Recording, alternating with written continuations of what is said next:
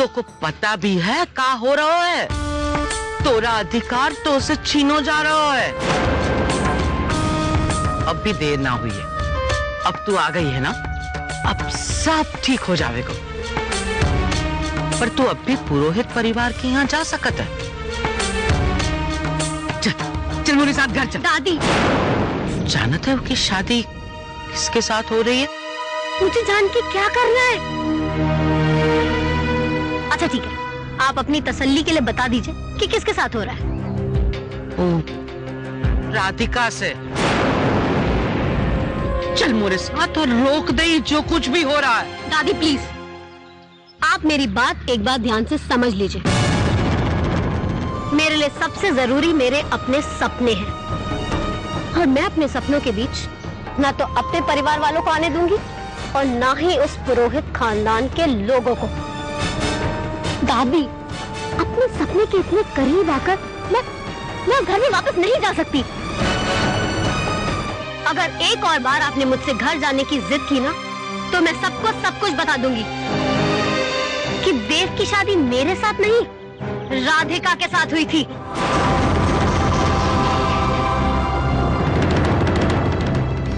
इन सबको साक्षी मानकर आज मैं एक वचन लेता हूं कि मैं हमेशा तुम्हारा ही रहूंगा। देव हमेशा राधिका का ही रहेगा, सिर्फ राधिका का। अम्मा जी, आप और मैं दोनों ही जानते थे कि उसका जवाब क्या होगा, फिर भी आप उससे बात करने गई, उसे मनाने गई। मुझको पता है विशाखा ने वापस आने से मना काहे कर दियो। इस सब टोनी राधिका का टोटका है। ऐसा मंत्र फूंक रखो है सब पर कि मोर विशाखा के घर वापस आने के सारे द्वार बंद हो रहे हैं। छोड़ूंगी ना राधिका को।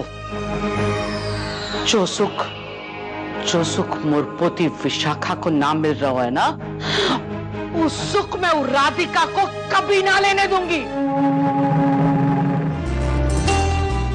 मैं जाऊं?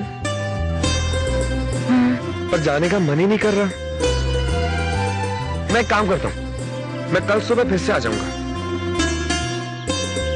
अब कल भी आऊंगा, फिर परसों भी, नरसों भी। शादी के हर दिन तक मैं तुमसे रोज मिलता रहूंगा, और ये मेरा वादा है तुमसे। तुम मेरा इंतजार करोगी ना? चलता हूं।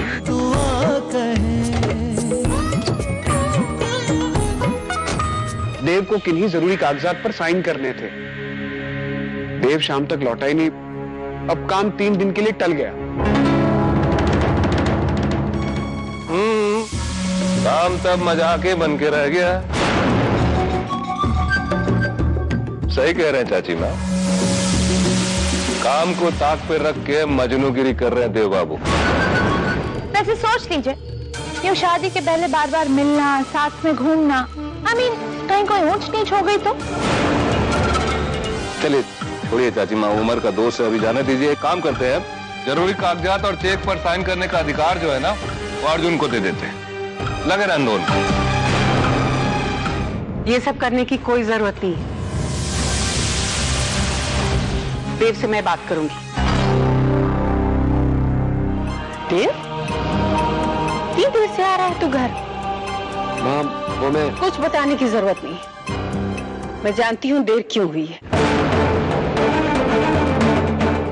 देव, मैं जानती हूँ कि तू अपनी शादी को लेकर बहुत उत्साहित है, लेकिन उसकी वजह से काम पे जो असर हो रहा है वो गलत है। जी मां, मैं आज से लेकर शादी के दिन तक तुम राधिका से मिलने नहीं जाओगे,